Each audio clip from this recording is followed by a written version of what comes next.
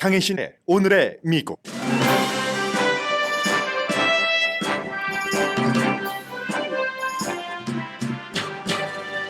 바이든 대통령이 2, 4분기에 7,400만 달러를 모금했습니다. 트럼프 전 대통령 모금액의 2배입니다. 바이든 행정부는 오늘 아침 80만 4천 명이 혜택을 받을 수 있는 학자금 융자 탕감 계획을 발표했습니다. 저희 라디오 서울 방송과 한국TV는 내일 열리는 제3회 교육 세미나에서 어퍼머티브 액션과 함께 재정 준비 등 모든 정보를 전해드립니다. 연방 하원은 오늘 아침 매년 초당적으로 통과되던 국방정책안을 보수적으로 수정해서 통과시켰습니다. 레이건 대통령이 배우협회 회장이던 때 이후 처음으로 헐리우드 배우협회와 작가협회가 동시에 파업합니다. 메릴 스트립 등이 참여하는 파업에서 배우와 작가들은 거대 기업이 수입을 공정하게 배분하고 근무 조건을 좋게 하도록 요구합니다. 그런데 이건 스트리밍 시대와 인공지능, 여기에 따른 변화도 포함됩니다. 해양 폭염, 역사상 최고 기온 등의 극심한 기후변화로 텍사스 등 미 전국에서 사람들이 숨지고 있습니다. 그럼에도 불구하고 테드 크루즈를 포함한 공화당 정치인들은 기후변화에 대처하는 기금 조성에 반대합니다. 왜 그럴까요? 식품의약국이 어제 최초로 처방전과 나이 제한 없이 피임약 구매를 승인했지만 문제는 가격입니다. 어린 나이에 성생활을 부추긴다는 비난도 있습니다. 미 전국적으로 문 닫는 교회가 늘어나면서 대형 교회는 점점 커집니다. 합병을 통한 대형화가 많은데 대형 교회의 성공도 결국은 복음과 이웃돕기라고 NPR 방송이 보도했습니다. 여러분 안녕하십니까? 오늘의 미국 강혜신입니다. 오늘 모든 케이블 텔레비전 방송은 이름도 거창하게 붙어있는 이를테면 국방 예산안 정도로 생각하시면 되겠습니다. 말하자면 채무 상한선 이런 것들이 의례적으로 통과되는 것처럼 이것도 마찬가지로 초당적으로 통과가 되는데 올해는 공화당의 아주 보수적인 것을 앞세우고 있는 그런 정치인들이 앞장을 서서 뭔가 이제 일반 사회에서 있었던 보수화가 국방 예산에도 들어가서 수정안이 통과가 됐습니다. 당연히 이제 민주당은 반대를 했고 공화당은 찬성을 했는데 이 내용은 잠시 뒤에 말씀드리고요. 그보다는 이제 더 크게 많은 분들께 해당될 내용부터 전해드리겠는데 돈 얘기부터 하죠. 네, 돈. 바이든 대통령이 올해 2, 4분기에 7,400만 달러를 모금을 했는데 이게 이제 트럼프 전 대통령을 포함해서 모든 공화당 대통령들이 암만 많이 모았어도 이 바이든 대통령만큼 못 따라오는 겁니다. 바이든 대통령이 2배, 이 트럼프 전 대통령보다도 모금액이 많고요. 트럼프 전 대통령의 경우에는 아무리 바이든 대통령이 민주당 모금액으로서 역사상 이 정도 시점에 최고거든요. 7,400만 달러. 그래서 캐시를 가지고 있는 것이 거의 비슷하네요. 7,700만 달러 정도 된다고 하는데 바이든이 이렇게 많이 모았어도 트럼프 전 대통령이 2번에 기소가 되고 나서 확 따라잡은 겁니다. 트럼프 전 대통령이 2, 4분기에 3,500만 달러 정도를 모았는데 이게요 1, 4분기보다 2배가 많습니다. 1, 4분기 때는 1,800만 달러를 모았거든요. 그럼 3,600만 달러가 2배가 되니까 그만큼 지금 공화당에서는 트럼프 전 대통령에 대해서 뭔가 혐의라든가 법원에서 나쁜 판결이 나오면 나올수록 그를 지지하는 사람들이 훨씬 많다는 것도 굉장히 중요합니다. 그런데 이제 여기에 대해서 또 바이든 대통령이 말을 하죠.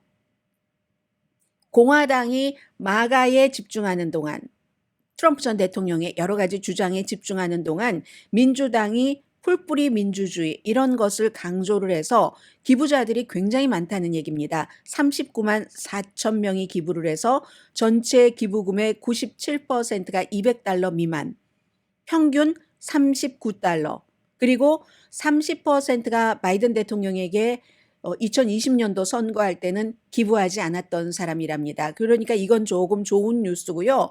제가 왜 바이든 대통령이 돈을 얼마를 모았다 트럼프 디산티스의 모금액을 여러분들께 말씀을 드리겠습니까? 지금 좀 전에 전해드린 것처럼 국방부 같은 경우도 이제는 정치적인 극단화가 되면서 전에는 늘 통과됐던 것이 통과되지 않거나 수정되잖아요. 이러면 무엇을 얘기를 하냐면은 결국은 사람들이 신경을 써야지 될 정치인들이 그럴 이슈에 신경 쓸 시간이 없고 당파 싸움을 하는데 더 많은 신경을 쓴다는 겁니다. 그럼 국민에게 좋을 리가 없겠죠. 그런 의미에서 말씀을 드렸고요.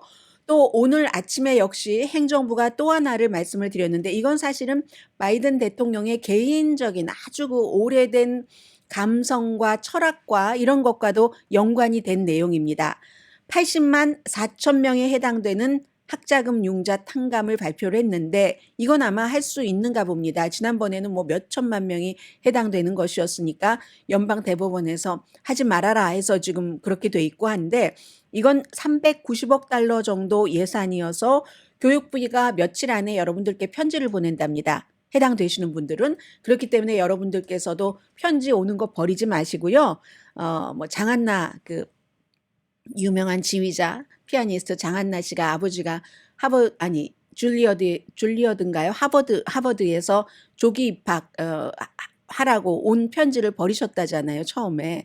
그러니까 버리지 마시고 교육부에서 여러분들께 어린 자녀들, 이제 막 대학교 졸업한 사람들만 해당되는 게 아닙니다. 왜냐하면 이 케이스는 80만 4천 명인데 지난 대학교를 졸업하고 20년, 25년 정도를 페이먼트를 했는데도 아직도 다 갚지 못하신 분들 있죠. 그분들을 탕감해 준다는 겁니다. 자격이 있는지 없는지 이걸 이제 교육부에서 편지를 보낸다고 하니까 꼭 여러분들은 보시겠고 이건 무엇을 얘기하냐면 바이든 대통령이 어떻게든 뭐 학자금 탕감이라던가 이걸 뭐 하도록 계속 노력을 하겠다는 거고요. 이제 구체적인 내용은 조금 이따가 더 나올 텐데 제가 이 말씀을 드리겠습니다. 저희가 내일 그 한국 TV와 라디오 서울 방송이 제3회 교육 세미나를 팬데믹 이후에 처음으로 여러분들과 직접 뵙고 그 크랜쇼에 있는 갤러리에서 EK 갤러리인가요? 거기서 열게 되는데 이게 모든 것들이 다 그냥 대학에 딱 간다 하고 끝나는 것도 아니고 많은 것들이 포함되어 있는데 바이든 대통령의 얘기를 좀 해드리겠습니다. 바이든 대통령이 지금 80세잖아요. 그러니까 아들이 한 명은 숨졌고 또 한 아들이 큰아들이 8살 때 델라웨어가 집이니까 델라웨어 집들에서 아주 그 오랜 친구들과 함께 얘기를 하는데 8살 때 아들이 8살 때였습니다. 지금 둘째 아들이 뭐 50몇 살이잖아요. 그때 얘기를 하는데 오랜 친구들이니까 막 스스럼 없이 대학에 관한 얘기를 막 했던 겁니다. 그랬더니 그 수십 년 전에 미국 사람들이 어떻게 생각했겠습니까? 아니, 지금 이제 아이가 8살밖에 안 됐는데 무슨 대학이냐고 하면서 어떤 친구는 미국 사람인데도 불구하고 아주 불쾌한 표정을 짓기도 하고 어떤 친구는 또 어머나, 대학에 관해서 너는 그렇게 벌써부터 많이 알고 있니? 하고 정보를 받아서 좋다고 얘기를 했습니다. 그럴 때 이제 이 바이든 대통령이 막 본인에게 이제 어린 나이 뭐 열심히 뭐 놀고 뛰고 뭐 책도 읽고 상상력의 나래를 펼쳐야지 무슨 그 아이의 대학을 얘기를 해 라고 화를 냈었던 친구에게 얘기를 했답니다. 이 나라를 흐르는 토도한 강이 있다.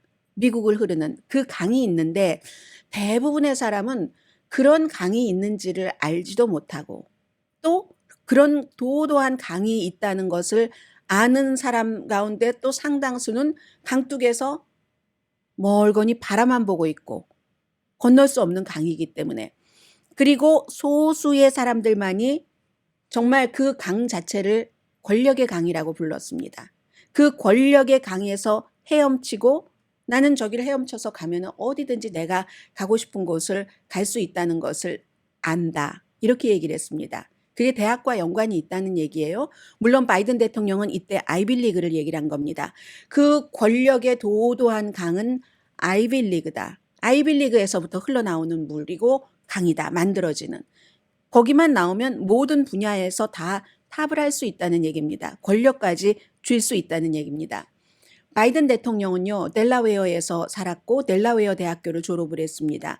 그리고는 뭐 시라큐스라는 그저 그럭저럭한 그런 법대를 그럭저럭한 또 공부를 못하는 성적표를 받아들고 졸업을 했죠. 그런데 이 사람이 지금 미국의 대통령이잖아요. 그래서 훌륭한 게 많다라고 많은 사람들은 얘기를 하지만 바이든 대통령은 본인이 델라웨어 대학을 졸업을 하고 시라큐스 법대를 졸업을 해서 그 주변에는 정치를 하려고 막 하고 하니까 주변에는 엘리트들이 너무 많은 거예요. 그 가문이 엘리트였기 때문에 그냥 아버지 때부터 전부, 할아버지 때부터 하버드, 할아버지 때부터 브라운, 프린스턴, 예일 이런 사람들이 너무 많아서 교육받은 엘리트가 너무 많은 겁니다. 그래서 어떤 때는 바이든 대통령이 생각을 할 때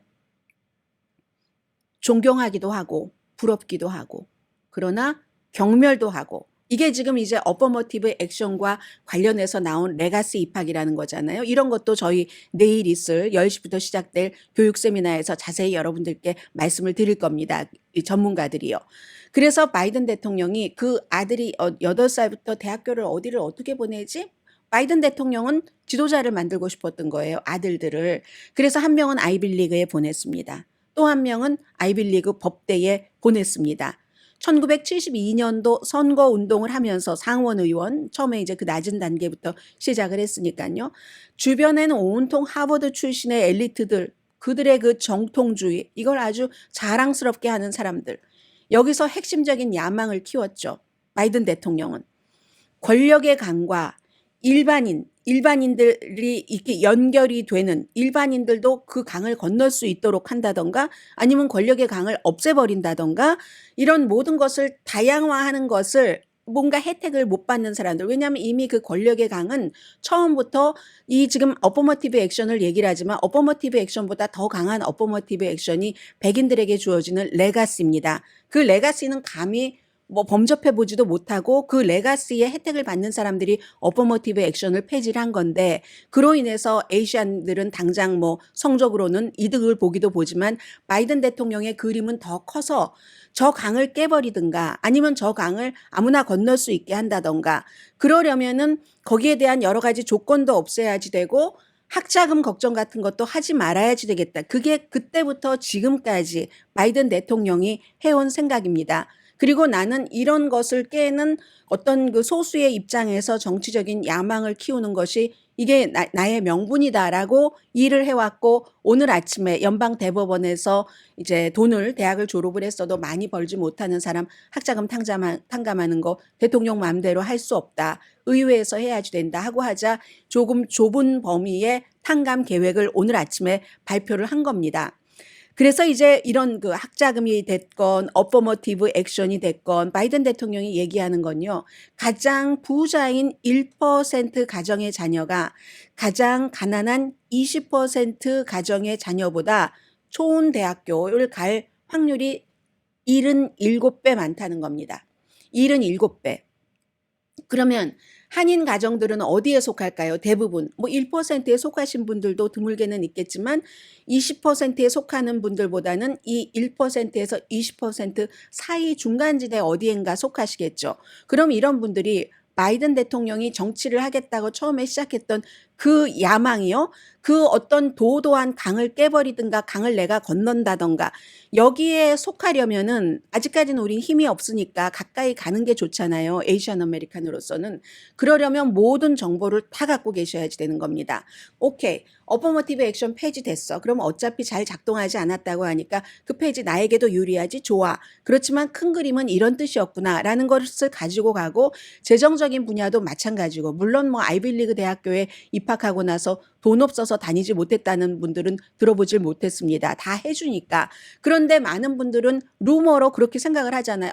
우리 아이가 좋은 대학교에 입학을 했는데 돈이 말이야 없어가지고 좀 나쁜 대학교를 입학을 했단 말이야. 그것은 정보를 모르고 여러분들께서 그렇게 잘못된 선택을 하셨을 수도 있고 어떤 분은 좀 허풍을 떠느라고 그러셨을 수도 있는데 이런 모든 것들을 저희도 마찬가지로 바이든의 정책이 있고 바이든의 이상이 있는 것이고 대학이나 교육에 대해서 저희 라디오 서울 방송과 또 한국 TV도 마찬가지로 그런 의미를 가지고 내일 제3회 교육 세미나를 하는 거고요. 지금 그래서 내일 어퍼머티브 액션이다 재정 문제다 다 전문가들이 나와서 얘기를 하실 겁니다. 하나만 말씀을 드리자면 어퍼머티브 액션에 대해서 오바마는 이런 얘기를 합니다.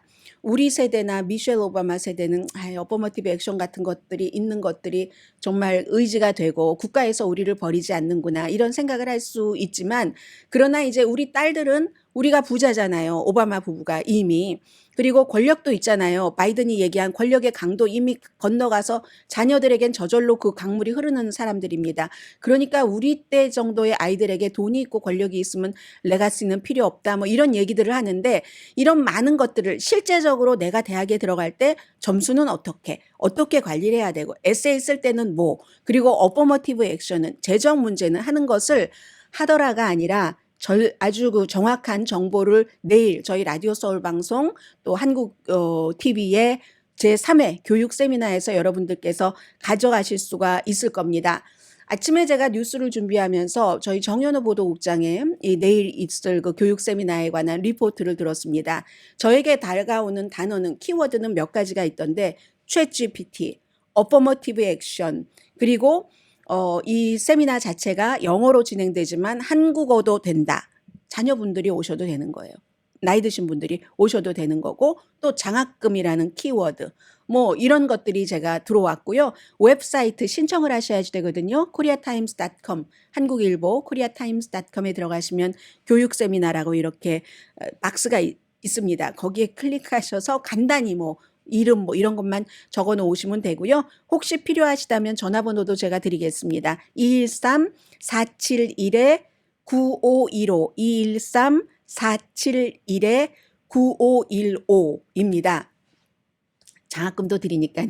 오시고 선물도 드리고 이런 때 주변에 계시는 분들은 오셔서 아유 저도 막 시간이 많으면 많은 말씀을 드리고 싶은데 시간이 없으니까 이 정도에서 그치면서 내일 교육 세미나에서 일단 그 바이든 대통령도 아들이 8살 때 미국 사람인데 그때부터 대학을 준비를 했다고 하잖아요. 아무래도 더 많이 아는 사람이 낫지 않겠어요? 그리고 요즘은 뭐 대학 안 나와도 되죠. 대학 나온 사람보다 훨씬 재능이 있고 또 자신을 어필할 수 있는 자신이 있다면 그러나 그렇지 않다면 보험처럼 들어두는 것이 훨씬 좋으니까 내일 많이 오셔서 여러분들 정보 받아가시기 바랍니다. 그리고 그 키워드도 제가 생각이 나네요.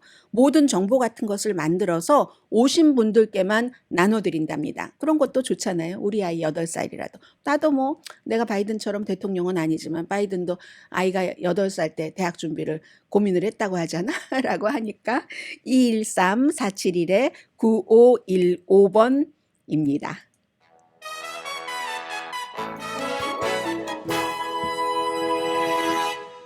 잠시 뒤에 오늘 중요한 뉴스들이 아주 많거든요. 전해드립니다. 헤드라인에도 다 못 적었어요. 라디오 서울 방송 오늘의 미국 듣고 계십니다. 제가 잠시 전에 말씀을 드리면서 중요한 것 한 가지를 말씀을 안 드렸어요. 모든 자녀분들이 다 무슨 사람들이 세계적으로 뭐 인류대학이다 이런 곳에 갈 필요가 없습니다. 뭐 바이든 대통령처럼 아들이 세계적인 지도자가 되고 싶다. 그 가운데 정말 지도자가 될 뻔했던 한 아들은 숨지고 말았지만 아무로 그런 사람들은 미국의 그 아이빌리그 대학교에 들어가는 입학 정원이 다 합쳐봐야 6만 4천 명 정도밖에 안 되기 때문에요. 전체 대학에 갈 수 있는 뭐 한 18살에서 20 몇 살 나이 사이, 뭐 나이 많이 드신 분들도 계시지만 열외로 하고 그런 그 학생들의 0.0 몇 %밖에 안 됩니다. 0.02. 그러나 어쨌든 그건 이제 도도한 흐름을 이어가는 아직까지도 굉장한 권력 힘인 것이고 그렇지 않아도 우리 자녀에게 편안한 이런 그 대학교를 보내는 게 훨씬 아직까지는 나은 거죠. 안 가는 것보다는. 그런 점에서 내일 저희가 준비한 세미나를 즐겨주시고요. 넷플릭스 많이 보시죠? 저는 요즘에 뉴스가 너무 많아서 넷플릭스에서 보고 싶은 게 많은데 보지 못하고 있어요. 근데 제가 언젠가는 꼭 2가지는 볼 겁니다. 석세션하고 어제 무슨 뭐 한인 배우도 올랐고 비프라는 넷플릭스에 한참 선전 많이 했었는데요. 며칠 전에 스티븐 연 올랐고 하는데 그것보다는 석세션이라는 그 승계 드라마가 막 팍스를 연상시키는 그 승계 드라마가 가장 많이 받았잖아요. 전 그거 보고 싶고 또 하나는 디플로맷 이 2가지는 보고 싶거든요. 근데 요즘 뉴스 때문에 못 봐요. 전혀 밤을 새고도 못 봅니다. 그런데 넷플릭스 앞에서 지금 시위를 합니다. 넷플릭스 본사 앞에서 헐리우드 영화배우 노조들이 시위를 하는데 영화배우 노조 가운데서 가장 이제 큰 노조가 지금 16만 명 정도인가요? 그 정도가 시위를 하는데 5월 2일부터는 작가가 시위를 하기 시작했잖아요. 그래서 작가협회와 이 배우협회가 같이 시위를 하는 건 레이건 대통령이 바로 이 배우협회의 회장이었을 때, 정치하기 훨씬 전에, 그때 이후 처음인 겁니다. 1960년대 이후 처음이고요. 이건 왜 중요하냐면 물론 모든 파업과 마찬가지로 얼마 전에 끝났다 시작 다시 하고 또 뭐 하고 하는 호텔 노조와 마찬가지로 영화배우 노조도 이 시대의 흐름이 있는 겁니다. 시대의 흐름도 있고 그 안에는 팬데믹도 들어있고요. 한번 들어봐 주시겠어요? 넷플릭스 본사 앞에서 시작한다는 건 그 이유가 있겠죠. 이 스트리밍 서비스 때문에 우리가 죽네. 뭐 이런 일들인데 지금 16만 명이니까 98%가 파업을 지금 하는 겁니다. 메릴 스트립 그리고 맷 데이먼 같은 경우는 영국에서 본인 영화 시사회에 막 홍보하려고 하다가 파업이 결정이 됐어. 이제 협상이 안 된 거예요. 영화사하고. 협상이 안 돼서 파업이 오늘 이제 12시부터 결정이 되고 나니까 갑자기 시사회장을 빠져나갔어요. 파업해야 되니까. 본인은 돈 많이 버는 사람이죠. 여기는 거물부터 맷 데이먼, 메릴 스트립 같은 거물부터 완전히 배우로서 백그라운드, 엑스트라까지 다 포함이 되는 겁니다. 돈 많이 버는 사람. 그리고 감독도요. 어머, 파업을 전적으로 지지한다 했거든요. 그래서 16만 명 맞고요. 극소수만 살아갈 수 있을 정도랍니다. 이 배우협회에 소속된 사람들도. 근데 사실은 어떻게 보면은 그 극소수가 너무 많이 받으니까 다른 사람들이 덜 받는 것도 있지 않나. 저는 이 뉴스를 이거 준비하면서 그런 생각도 했거든요. 영화사에게 뭐 탐욕이다, 뭐다.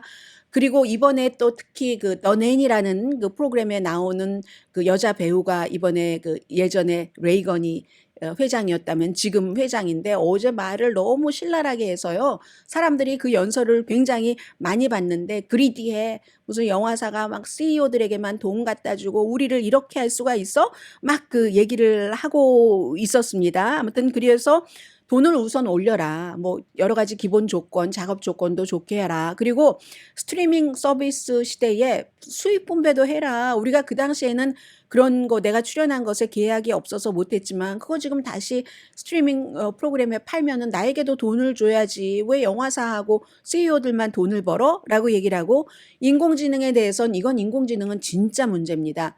그래서 배우와 목소리, 배우의 목소리 같은 것도 대체하지 않는다. 그게 가능하겠어요? 가능 안 하다고 봅니다. 이제 그 CPA 회계 회사 가운데서 세계적으로 뭐 거의 넘버 1, 2, 3 이런 게 이제 KPMG잖아요. 다운타운에 있는 KPMG에서도 KPMG의 그 최고 회장이 그제 NPR 방송과 인터뷰를 하는 거 보니까 우리가 인공지능을 쓸 수밖에 없다라고 얘기를 합니다. 그리고 어떤 회사는요. 어머 사람보다 일 훨씬 잘해하고 뭐 80%를 해고했다는 회사도 있거든요. 이게 영화계에도 온 겁니다. 인공지능을 우리 얼굴과 목소리 쓰지 말아라 하지만 요즘 한국 보면은 사람이 아니라 인공지능으로 만든 배우가 CM을 촬영을 하잖아요. 지금 그런 것들. 그리고 넷플릭스 시리즈에 출연하는 배우도 파업을 했어요. 제가 이 스티븐 이언 배우는 어떤가 모르겠네요. 했겠죠 아마.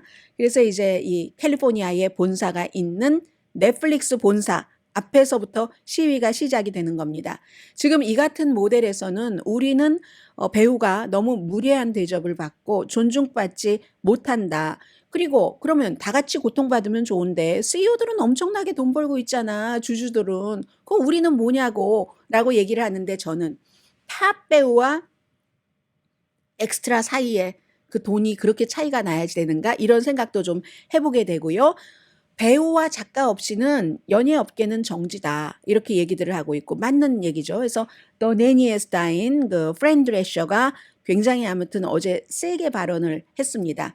그리고 우리 영화계에서 일어나는 일이 영화계에서 끝이 아니다. 인공지능, 스트리밍 서비스 이런 거 다른 업계로 전부 간다라고 얘기를 했고요. 영화사가 CEO에게 그렇게 많은 돈을 주면서 늘 적자라고 징징댄다. 늘 돈을 잃어간다고 호소하는 것도 역겹다. 왜냐하면 그 가운데서 돈을 버는 사람이 있으니까. 이게 지금 그 그 배우협회의 회장이 어제 한 얘기입니다. 필요한 일꾼들을 그저 쓰다 버리는 기계로 생각을 한다. 요즘 기계만도 못해요. 그 대접받는 게. 우리는 희생자다. 탐욕의 희생자다. 우리 없이 어떻게 존재할 수 있다는 말인가. 이 얘기인 겁니다. 그래서 얼마나 강하게 하냐면요. 노조원 절대로 일 못하게 합니다. 심지어 본인이 나온 영화를 홍보도 못해. 맷 데이먼이 나왔다니까요. 시사회장에서 자신의 영화도 그것도 그런 런던에 홍보하러 갔다가만 시사회장 밖으로 나오는 게 아니라 소셜미디어에서도 내 영화를 홍보 못합니다. 그렇게 되면은 이게 정말 큰 문제가 많죠. 지금 딱 만들어 놓고 홍보에 쫙 들어가려고 했었던 그런 영화들도 홍보를 못하는 겁니다. 그럼 뭐 아바타 같은 영화, 그래디에이터 같은 영화가 아주 좋을까요? 미리 다 했을 테니까. 그래서 지금 보면은 BBC 방송이 계산을 했는데요. 영화가 큰 영화의 배우들은 엄청 많이 받지만 예를 들어 작은 예산이 있잖아요. 이 정도면은 영화 미나리 정도 되나요?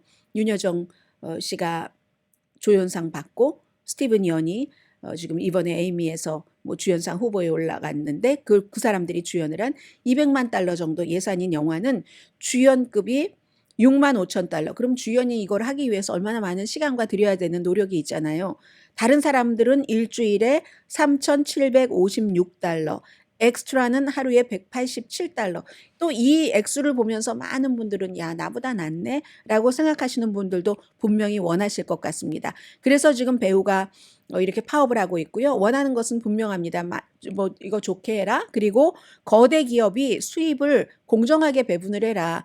다 같이 못 먹고 다 같이 손가락 빨면 that's okay. 그런데 그게 일부 소수에 집중되고 다수가 그래서 손가락을 빨아야 되는 상황이라고 우리는 판단하기 때문에 배우는 지금 배우 조합은 파업을 하는 거다라고 얘기를 합니다. 아마존, 애플, 디즈니, MBC 유니버설, 넷플릭스, 파라마운트, 소니, 워너브라더스, 디스커버리 뭐 이런 곳 모두에게 다 욕을 하는 거고요. 그러면 회사에서도 하는 말이 있어요. 지금 뭐 이렇게 저렇게 해서 비용이 너무 많이 들어가고 그래도 결국에 가서는 항상 배우협회나 작가협회에서 말하는 건 그겁니다. 그래서 당신들이 손가락 빠냐고.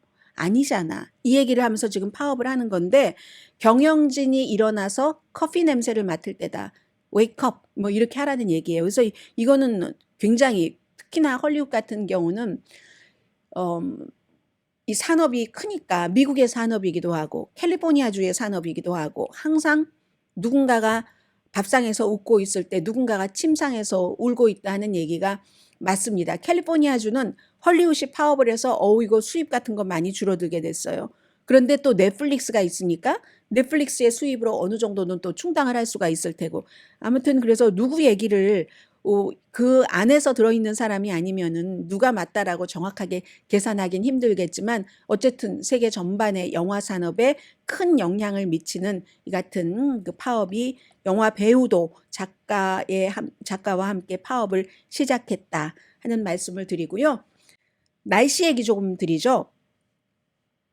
한국도, 미국도, 인도도 몬순이잖아요. 어떤 뭐 델리라는 지역에서는 100명이 숨졌다. 이런 뭐 사진 보니까 막 소하고 인도는 뭐 잘 아시잖아요.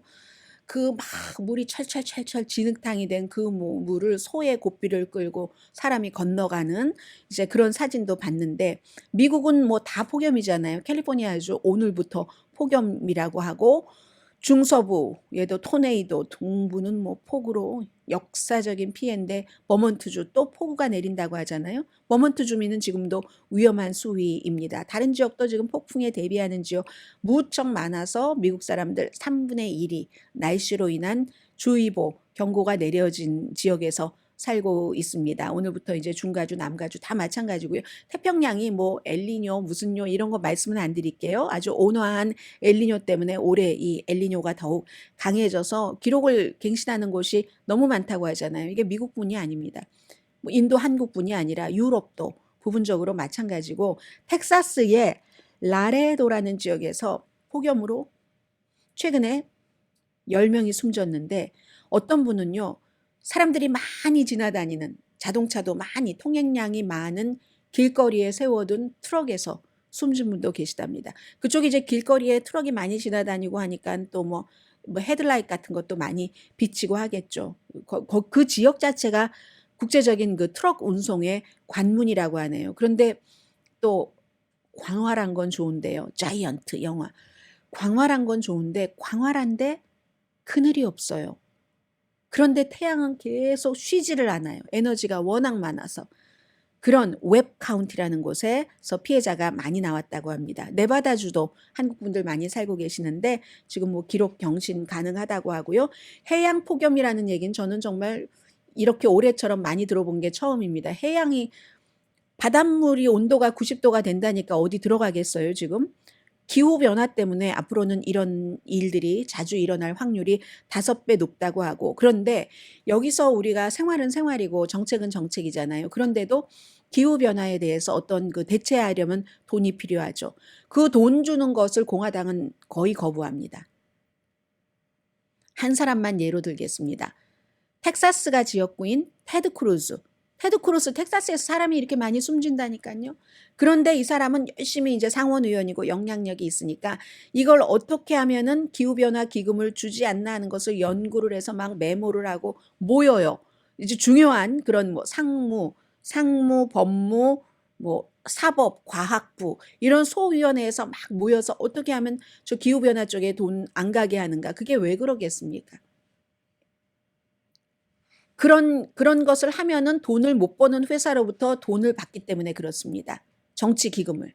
오일 회사, 석탄 회사, 화석 연료, 가스 회사 막대한 기부금을 받기 때문에 텍사스가 아무리 열기로 사람이 숨진다 해도 테드 크루스는 본인은 뭐 그렇게 해서 숨질 사람은 아니잖아요. 워낙에 뭐 부자고 와이프네도 부자고 뭐 더우니까 칸쿤 간다 하고 갔었잖아요. 짐 싸가지고. 정치 일을 해야 되니까 정치인이 정치를 해야지 되는 것이 가장 근원적인 그런 중요한 것임은 이해를 하지만 이유가 그겁니다. 그래서 이득을 챙기기 위해서 기후변화에 대해서 뭔가를 하자 하는 거에서는 맹렬하게 반대를 하죠. 상원에서만 그러는 게 아닙니다. 공화당 하원에서도 지금 재생에너지 기금에 반대를 하고 있거든요. 물론 예를 들어서 알고 시대까지만 하더라도 이 뭐 친환경적인 이런 모든 것들도 다 돈 벌기 위해서 새로운 산업으로 가기 위해서 하는 거야. 저거 다 술수야라고 얘기했었던 사람이 많습니다. 저희 미디어 업계에서 일하는 사람 가운데서도 진중하신 분인데도 그런 얘기하시는 분들이 많으셨거든요. 그런데 지금 우리가 겪고 있잖아요. 뭐 팔로스 버디스에서 어디서 다 겪고 있기 때문에 이건 분명히 사람이 뭔가를 해야지 되는 것만은 분명하다라는 생각이 들고요. 아무튼 심지어는요. 국방 예산 승인에서도 얼마나 많은 기후 변화에 대한 공격 이게 모든 부처에 다 해당이 되니까 그거를 어떻게 이걸 한번 없애는가 이런 것을 굉장히 많이 지금 신경을 쓰고 있고요. 로렌 버버트 공화당의 하원 의원 굉장히 그 프리덤 코커스에서도 그 말이 강한 그런 의원이죠. 콜로라도주도 폭염 때문에 100도 넘는데 그래도 이런 것은 안 해야지 된다. 이런 얘기들을 하고 있고요. 연간 국방정책안도 통과시켰는데 여기까지만 말씀드릴까요? 오늘 아침입니다. 오늘 아침이기 때문에 자세한 내용이 나오진 않는데 이건 미닝이 중요하기 때문에 국가방어 승인 법안 이렇게 해서 뭐 약자로 NDAA라는 법안인데 여기도 기후변화 말씀드렸잖아요. 기후변화뿐만이 아니라 군인들 가운데서 여군이 있죠. 여군이 낙태하는 거 지원하지 않기. 그리고 이제 군인들 가운데서도 동성애자들이 많이 있으니까 본인의 무슨 성별에 대한 뭐 어떤 거 이런 그 의료비 같은 것 안 주는 거. 또 하나 뭐 앞에 두 가지는 여러 가지 성향에 따라서 의견이 갈라질 수 있으니까 군인들의 인종의 다양화를 위한 어떤 훈련시키는 것 있잖아요. 이 기금도 안 주도록 그렇게 안 주거나 줄이거나 수정을 한 그런 법안이 이제 공화당이 주도를 해서 지금 통과가 됐습니다. 지금 미국이 지금 이런 형태예요.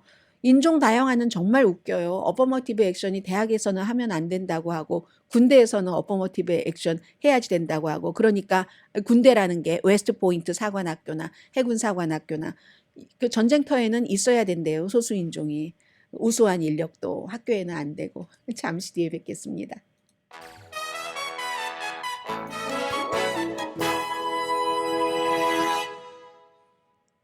대형 교회보다 이 내용부터 말씀을 드리죠. 식품의약국이 최초로 처방전 없이 약국에서 살 수 있는 피임약을 승인을 어제 했습니다.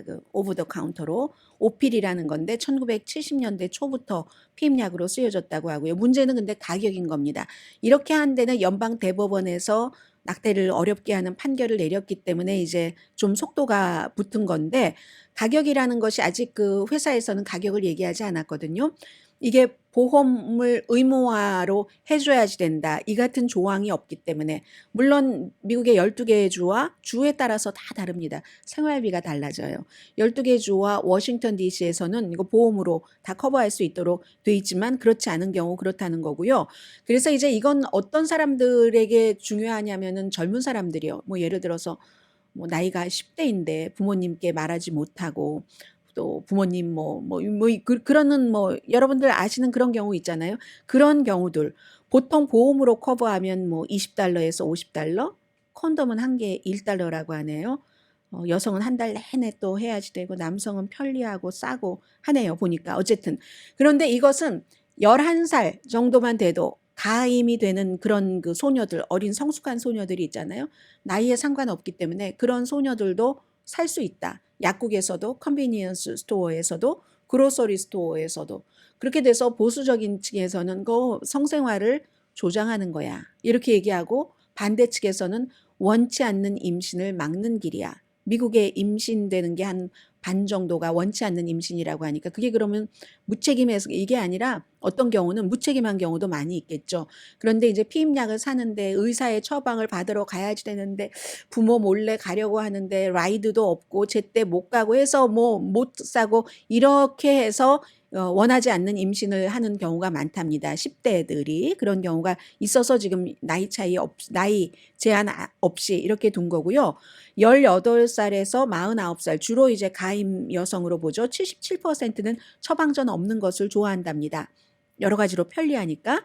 그런데 이게 만약에 전혀 보험으로 커버되지 않으면 46%는 그냥 약국 가서 내 돈 주고 뭐 살 가능성 별론데, 39%는 그래도 괜찮아, 14%는 아직 모르겠어라고 얘기를 하지만 얼마냐가 문제죠. 39%는 한 달에 뭐 한 $10까지는, 34%는 $20까지는, 16%는 $20 이상이라도 나는 뭐 처방전 없이 하면 좋아라고 얘기를 하는데, 11%는 별로다라는 얘기를 하고 있습니다.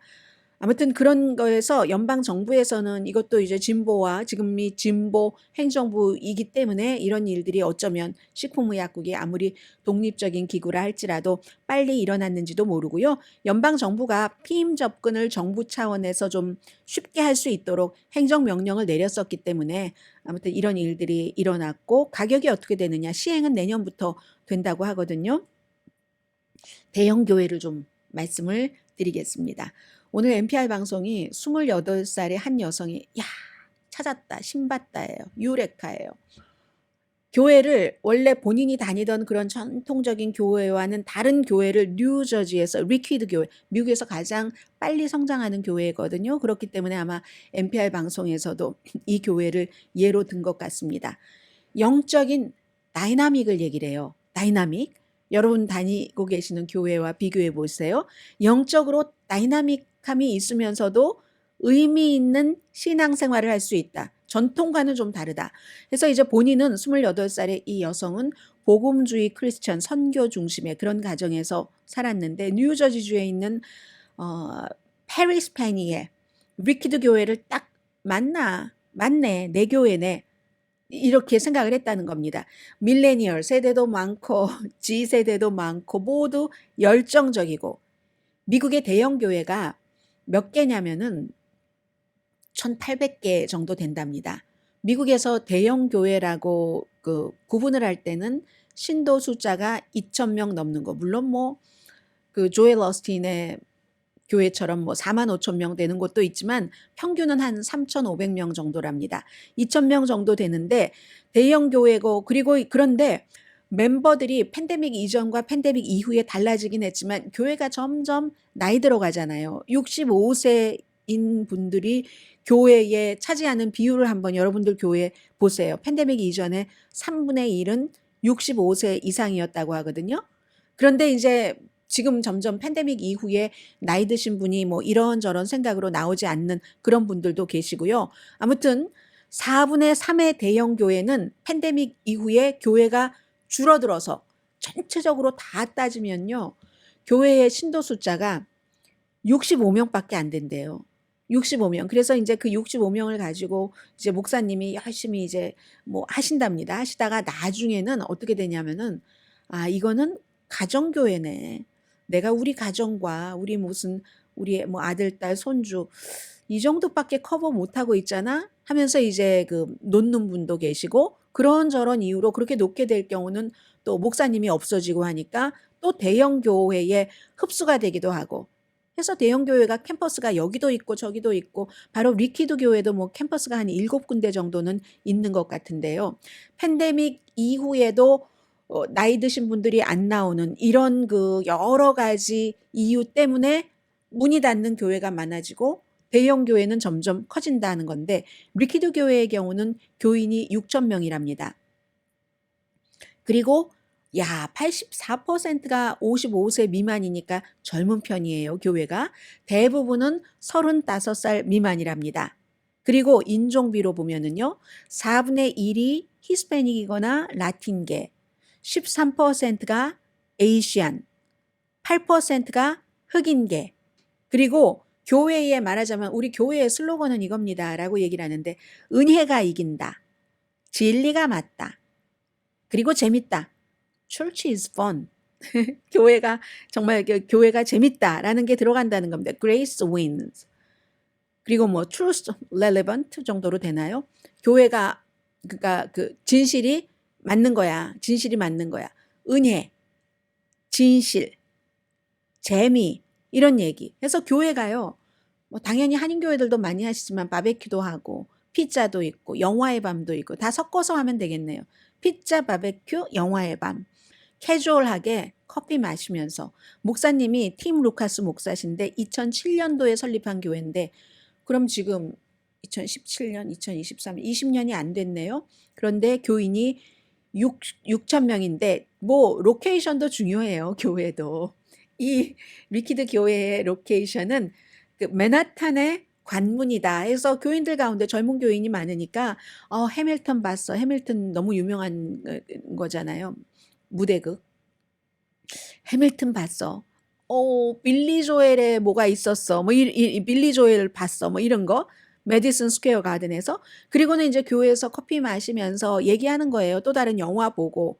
세계와 경쟁하지 않는다. 이렇게 얘기를 하시거든요. 이 세계가 다른 교회를 얘기하시는 거 아닌가 모르겠어요. 목사님께서.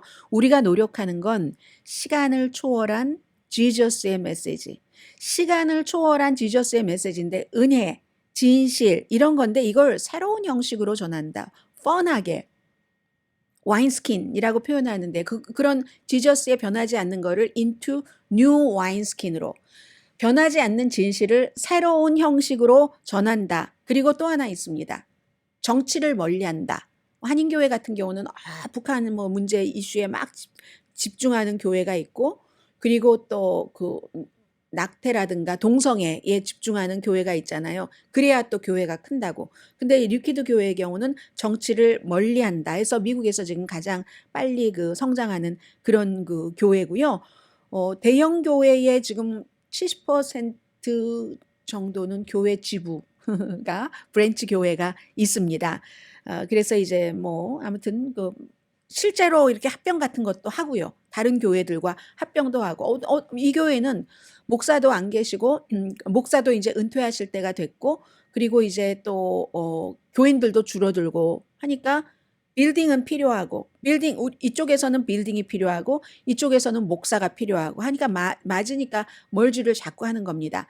그런데도 지금 NPR 방송이 이 대형 교회가 부정적인 그런 그 스테레오 타입도 있다라고 얘기를 합니다. 모든 사람에게 다 맞는 건 아니죠. 뭐 돈벌이 운영을 한다 이런 지적 많이 받잖아요. 대형 교회 스캔들도 엄청 많죠. 뭐 힐송 처치 목사부도 혼외 관계 때문에 해고됐잖아요. 2020년도에. 그런데 사실은 이거 당연한 것 아닌가요? 규모가 커지면 썩고 또 사람들도 많아지고 사람들이 많아지면 거기서 얽히고 섞여서 문제가 생기고 하는 거잖아요. 아무튼 그렇고요. 그리고 또 하나는 대형 교회에 이렇게 다니다 보면은 그 구경꾼이 될 수 있다는 것. 그리고 앞으로는 대형 교회든 소형 교회든 디지털이 열쇠라는 것. 팬데믹 이후에 아주 그리고 전화기에 적합해야지 되는 거. 전화기에 최적화해야지 되는 거. 이래서 어떤 때는 못 나가더라도 또 늘 교회에 있는 것처럼 이렇게 저렇게 해서 스마트폰 최적화 이걸 강조한다고 하는데 리퀴드 교회 교인도 그렇고 28살에 앞에 말씀드린 여성도 그렇고 목사님도 그렇고 그러나 저러나 그 지저스의 진리를 계속 전하되 이웃을 도와준다. 사람들을 연결해주고 그런 것이 대형 교회의 성공의 아주 그 대표적인 그 특징이랍니다.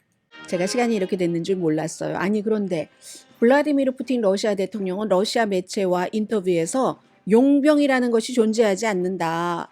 용병이라는 것이 존재하지 않는다라고 얘기하는데 러시아 사람들은 그렇게 바보 같은가요? 아니면 푸틴이 국민을 바보로 보나요?